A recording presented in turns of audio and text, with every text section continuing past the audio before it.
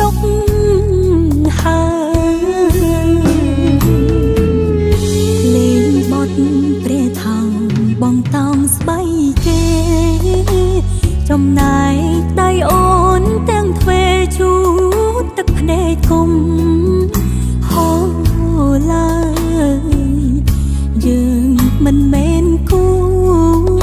តស៊ូក៏មិនដល់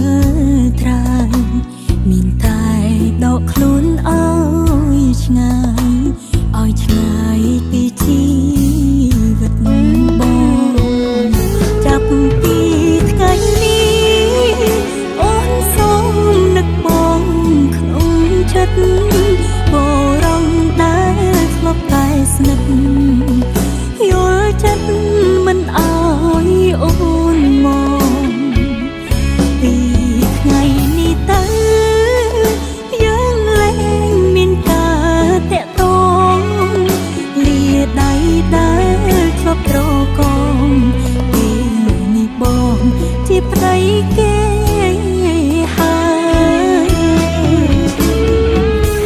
ឲ្យតែបងសុខអូនសុខដូចគ្នាជូនបងនឹងភរិយាមានតែក្តីសុខទៅអត់ទីបងទៅ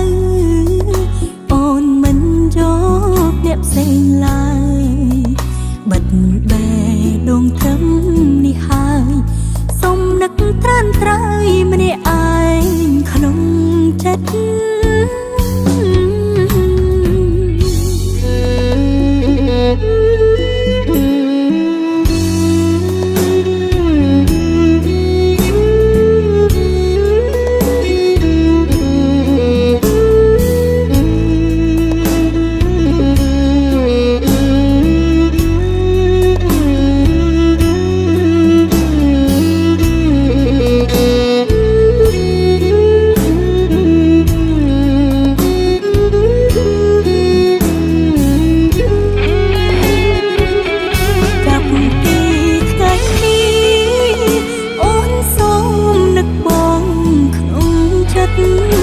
បរំដែលធ្លាប់តែស្និទ្ធ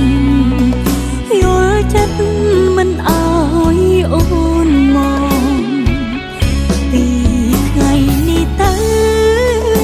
យើងលែងមានការតាក់ទង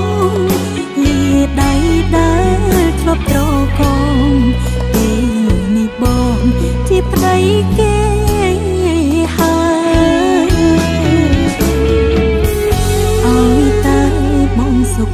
អូនសុខដូចគ្នាជូនបងនឹងភរិយាមានតែក្តីសុខទៅ